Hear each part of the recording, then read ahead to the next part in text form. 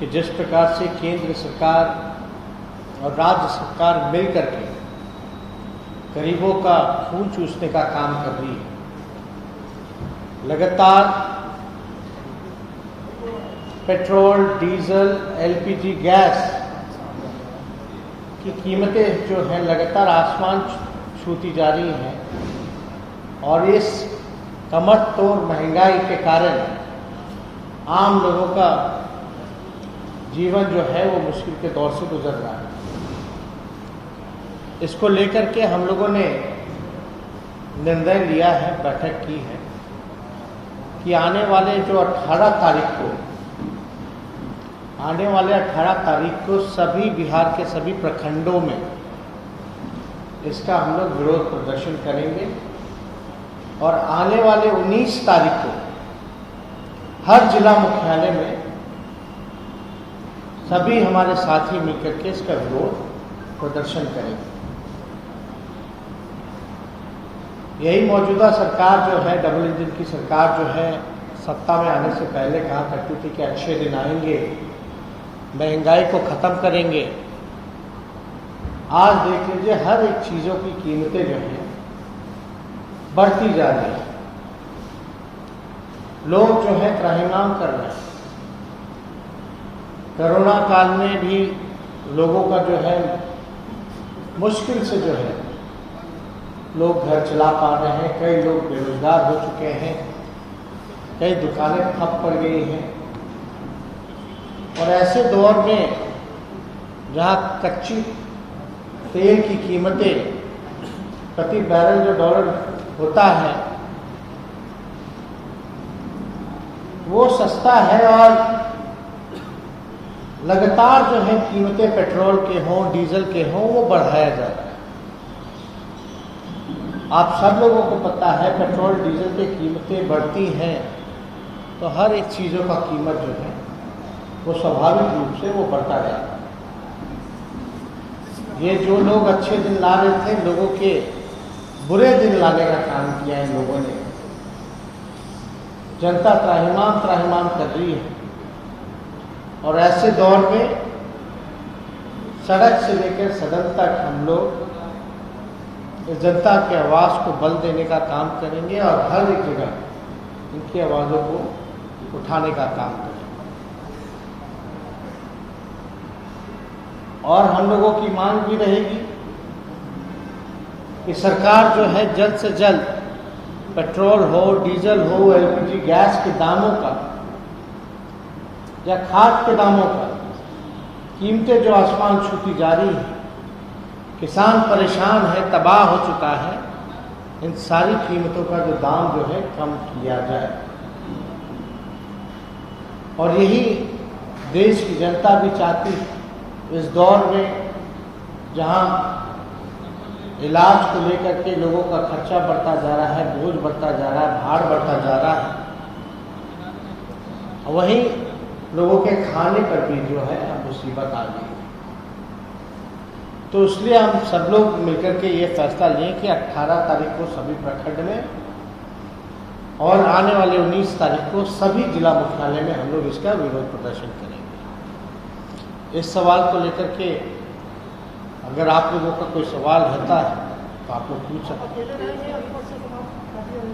नहीं, इसमें सब लोगों को निमंत्रण दिया गया है, चिट्ठी निकली है, उसमें सभी जो महागठबंधन के साथी हैं उन सभी साथियों को जिलाध्यक्ष जो है वो सूचित करेंगे, इन्विटेशन देंगे। जी आपने एक पत्र लिखे उसमें भैंस शब्द का प्रयोग किया, कहा कि अरे आप देखिए ना, वो काला दिन था कि नहीं था।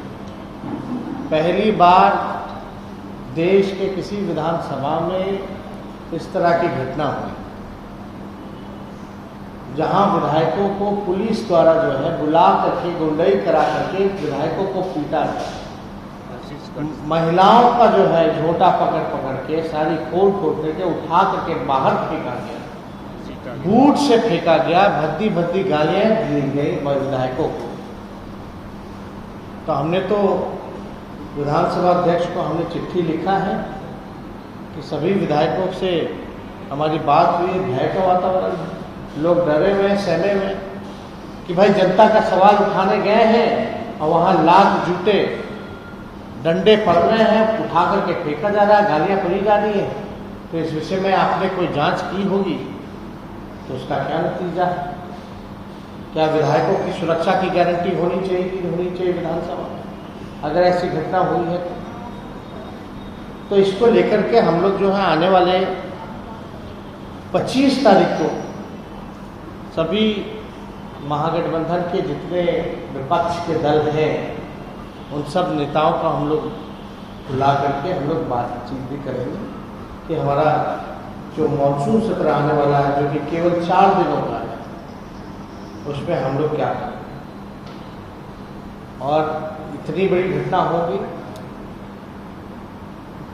एक काले दिन के रूप में लोग याद करते हैं इसको।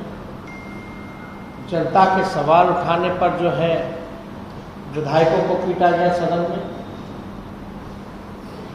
नौकरी के सवाल पर सड़कों पर पुलिस ने पत्थर डंडे बरसाए, 307 का मुकदमा किया।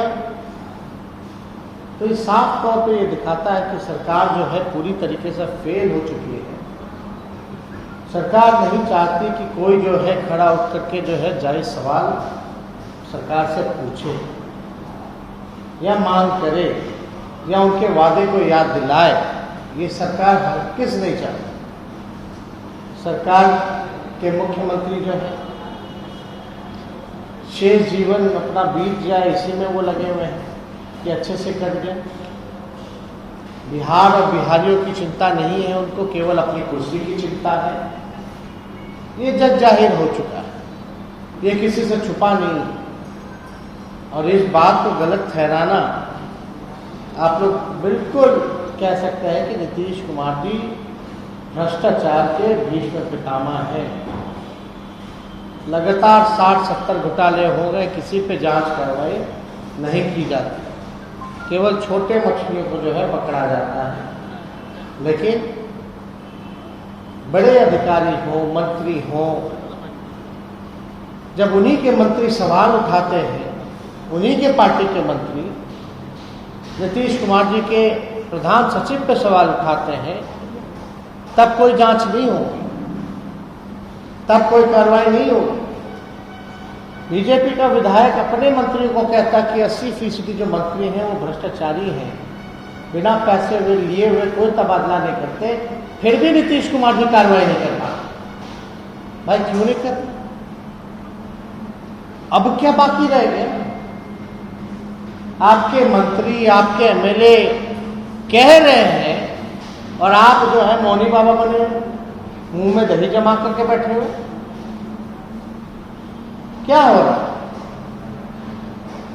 क्यों नहीं आखिर कार्रवाई की जाती है? इसलिए हम बार बार कहते हैं कि नीतीश कुमार जी ही जब मुखिया है, चोर दरवाजे से आकर के जो बने हैं, वही भ्रष्टाचार के भीष्म पितामह है, तो और लोगों पर क्या कार्रवाई हो सकती है? वो तो संरक्षण दे रहे। और ये सब बिहार में लगातार चलता आ रहा है। अब तो ऐसा लग रहा है बिहार सरकार परंपरा बना ली कि बिना आरसीटी टैक्स के, बिना घूसखोरी के, चाहे ब्लॉक चले जाइए, थाने चले जाइए, बिना घूस के कोई काम ही नहीं हो सकता, नीचे से ऊपर तक। ये एक ट्रेडिशन हो गया है। यही है नीतीश जी के सुशासन का, विकास का फॉर्मूला। भ्रष्ट बनिए, घूसखोर बनिए तो आप टिके रहिए, ईमानदार रहिए, सच बोलिए तो आप पर कार्रवाई होगी, जेल भेजा जाए। यही है नीतीश जी का फॉर्मूला। संख्या नियंत्रण वाले मामले में बिहार में योगी मॉडल की बात बीजेपी के मंत्री कर रहे हैं। कौन क्या करता नहीं करता, जब तक ये विषय जब तक आया नहीं तब तक इस पे हम राय क्या दें? जब हमारे सामने ये विषय आएगा, जहाँ हम लोगों को निर्णय लेना पड़ेगा या राय देना पड़ेगा, तब हम लोग देंगे। अभी हवा में क्या बात?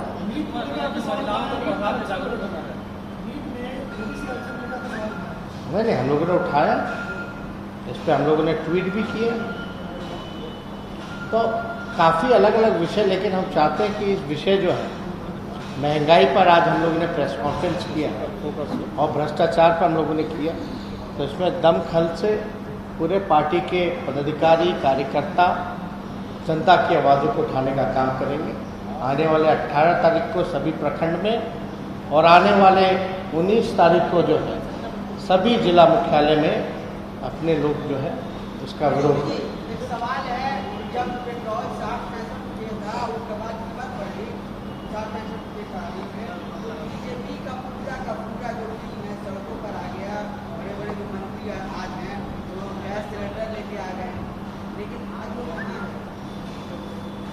नहीं, अब कहाँ है तो सबको पता है कहाँ है, लेकिन आज उनको याद दिलाना चाहिए लोगों को कि प्याज का माला पहन लेते थे, एलपीजी गैस उठा करके जो है प्रदर्शन किया करते थे, और वो भी तब जब कच्ची तेलों की दाम जो है प्रति बैरल बढ़ती थी इंटरनेशनल मार्केट में, तब जो है मजबूरी होती थी बढ़ाना। लेकिन आज कौन सी मजबूरी, जब कच्ची तेल की कीमतें जब सस्ती हो रही है पूरे दुनिया भर में और लगातार बेतहाशा, हमने तो कहा कि लगभग बिहार के से 27 जिले हैं, अब तो शायद आंकड़ा बढ़ गया होगा, जहाँ 100 से भी पूरे लगभग जिलों में जो है 100 से पार चला गया होगा, सेंचुरी पार हो गया।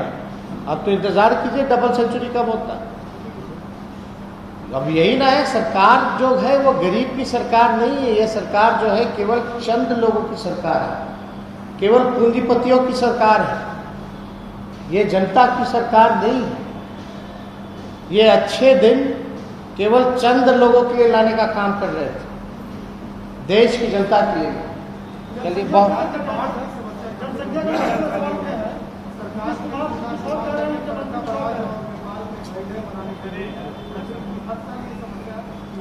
हर साल समस्या है। अब तो डबल इंजन की सरकार है, कोई दिक्कत नहीं होनी चाहिए कोऑर्डिनेशन में, लेकिन कहाँ चूक हो रही है। ये तो पूरी तरीके से दोनों सरकार जो है फेल हो चुकी है। बिहार के लोगों को इनकी चिंता नहीं है। ये इंटरनेशनल इश्यूज है, नेपाल से जुड़ा हुआ मामला है और भारत ने नेपाल से रिश्ते जो है वो खराब कर लिए, ये सबको पता है। तो इसमें हमको लगता है कि सरकार को थोड़ा गंभीर होकर के परमानेंट सोल्यूशन के बारे में भी सोचना चाहिए। यह हर साल का ये समस्या हम लोगों का रहता है। इसमें चाहे राज्य सरकार के लोग हों, चाहे भारत सरकार के लोग हों, अब पता नहीं राज्य सरकार के लोगों ने भारत सरकार के लोगों से इस विषय में बात की है कि नहीं की, कि क्या वो करने जा रहे हैं। कई बार जो है फरक्का बांध का भी जो है लोगों ने वो उठाने का काम किया है मुद्दे को, लेकिन अभी तक कोई सोल्यूशन जो है इसमें आया नहीं।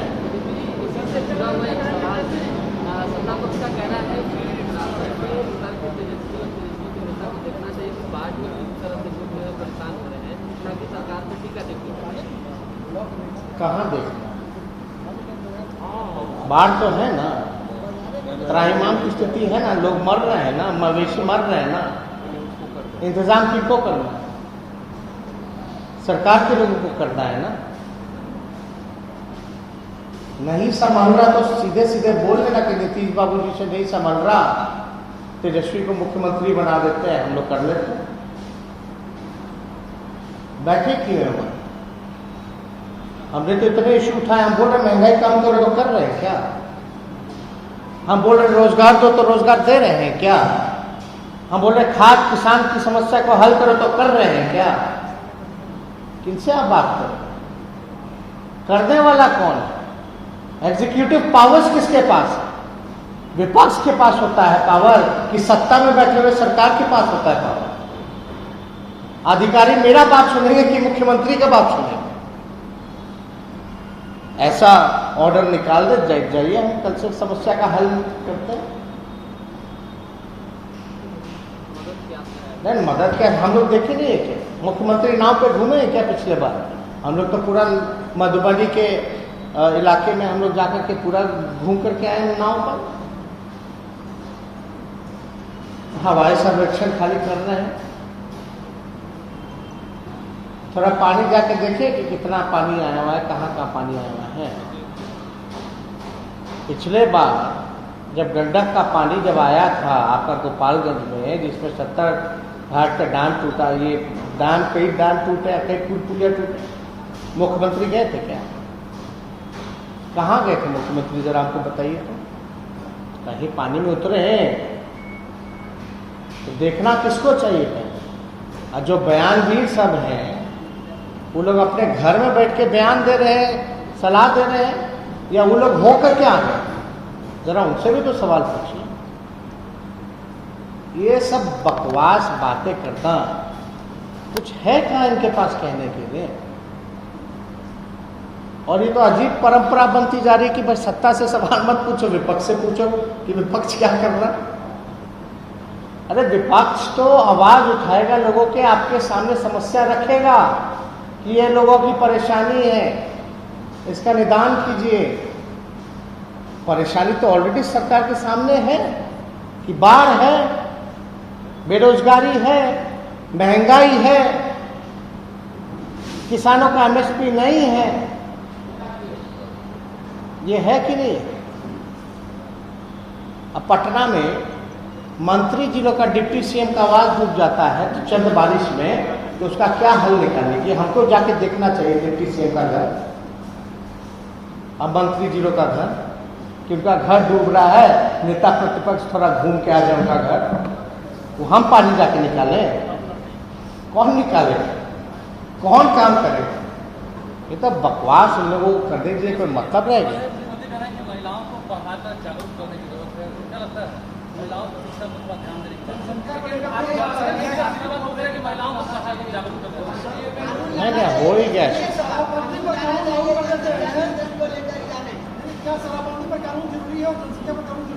जब ये विषय हमारे पास फॉर्मली आएगा तब हम इस पर टिप्पा टिप्पणी देंगे सब लोगों से राय विमर्श करके।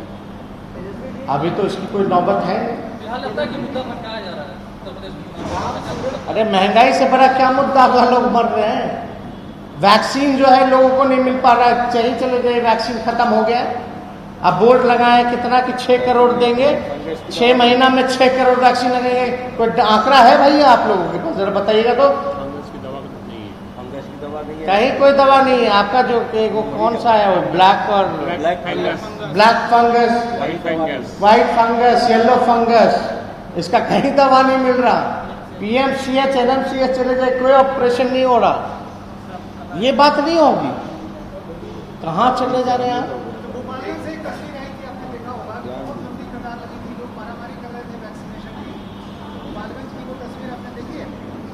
नहीं, हम तो देखे नहीं, लेकिन कहीं वैक्सीन है कहाँ? हम तो आंकड़ा मांग रहे हैं ना सरकार से कि आपने हर जगह पटना में बोर्ड लगा रखा है कि 6 महीना में 6 करोड़ वैक्सीन लगाएंगे।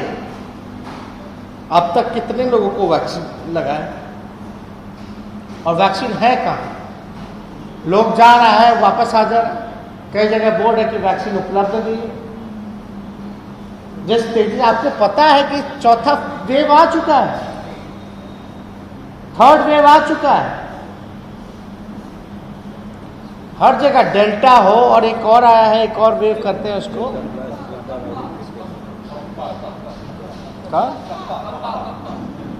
कप्पा। अब बताइए अब कौन कौन सा आ गया? कोपा आ गया, कोपा कहते हैं, कप्पा या कोपा जो भी हो, लेकिन कोई वैक्सीनेशन जो है वो नहीं हो।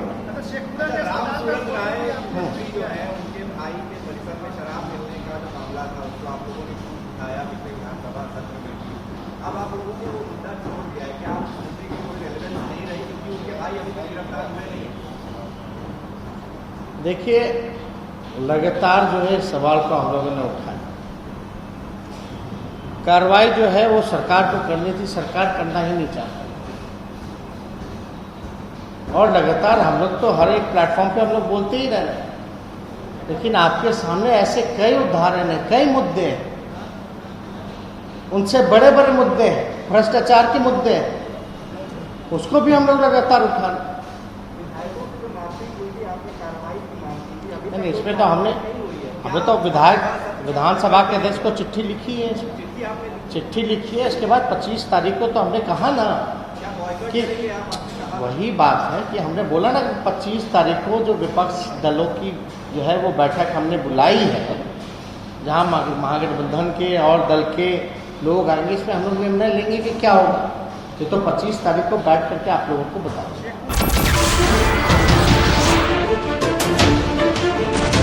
नमस्कार, मैं हूं मानक गुप्ता। अगर आपको हमारा ये वीडियो पसंद आया हो तो इसे लाइक और शेयर जरूर करें, और हाँ, हमें सब्सक्राइब और फॉलो करना ना भूलें ताकि आप देश और दुनिया की कोई खबर मिस ना करें। तो जुड़े रहिए हमारे साथ और देखते रहिए न्यूज़ 24।